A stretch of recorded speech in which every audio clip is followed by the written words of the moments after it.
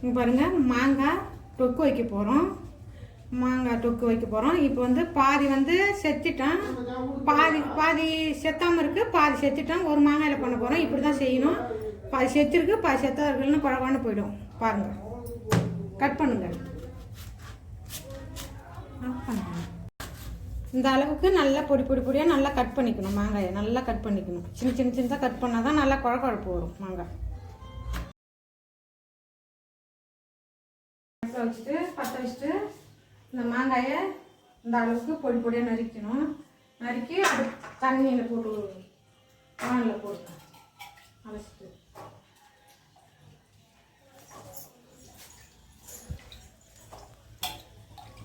திட்டமாக தண்ணி ஊற்றிங்க. திட்டமாக வேகிற அளவுக்கு தண்ணி ஊற்றிங்க. ரொம்ப நிறைய தண்ணி வைக்க வேண்டாம். போட்டுக்கணும், திட்டமாக உப்பு போட்டுக்கணும். நிறைய உப்பு போடக்கூடாது, அரை உப்பு போட்டுக்கணும். கொஞ்ச நேரம் மூடி போடுங்க, வேகட்டும். நான் ஊற்றின தண்ணிக்கும் இந்த மாங்காய்க்கும் கரெக்டாக இருக்கு பாருங்க. தண்ணியெலாம் வடிகட்டக்கூடாது. இந்த அளவுக்கு வந்த உடனே எடுத்து ஒரு பாத்திரத்தில் மாற்றிக்கங்க.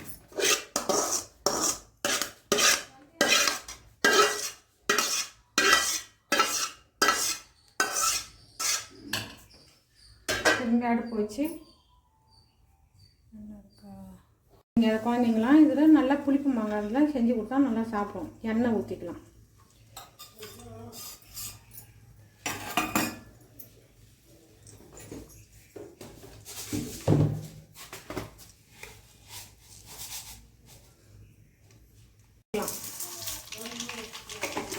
எண்ணெய் நல்லா காஞ்ச உடனே கடுகு போட்டுக்கலாம்.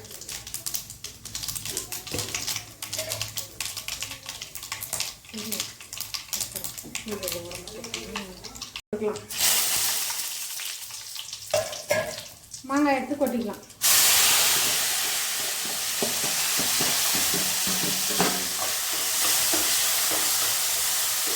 கொஞ்சம் காரத்தூள் போட்டுக்கலாம். தேவையான அளவு காரத்தூள் போட்டுக்கலாம். இந்த அளவுக்கு நல்லா இது குழம்புன்னு ஆயிடும். கொஞ்சமாக மிளகாத்தூள், குழம்பு மிளகாத்தூள் போட்டுக்கலாம். வச்சுருக்கிறேன் கடுகும் வெந்தயமும் நல்லா பொன் வரலாம் வறுத்து பொடி பண்ணிக்கணும். பொடி பண்ணி வச்சுக்கிறோம் பாருங்க. பொடி போட்டுக்கலாம்.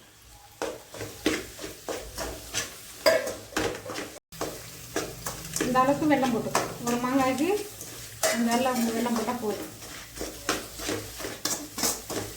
பாருங்க, பார்க்கறதுக்கு எம்மா சூப்பராக இருக்கு பாருங்க. பாருங்க, சாப்பிட்டா குழந்தைங்களாம் கொடுத்தா அம்மா டேஸ்ட்டாக சாப்பிடுவோம். இந்த மாதிரி செஞ்சு கொடுங்க. உங்கள் வீட்டு குழந்தைங்களுக்கும் நல்லா சாப்பிடுவோம். புளிப்பு மாங்காய் இருந்தாலும் பரவாயில்ல, இந்த அளவுக்கு செஞ்சு கொடுங்க. ஸ்கூலுக்கெலாம் கொடுத்தாங்கன்னா நல்லா சாப்பிடுங்க. ஆஃப் பண்ணிடலாம் அடுப்பை.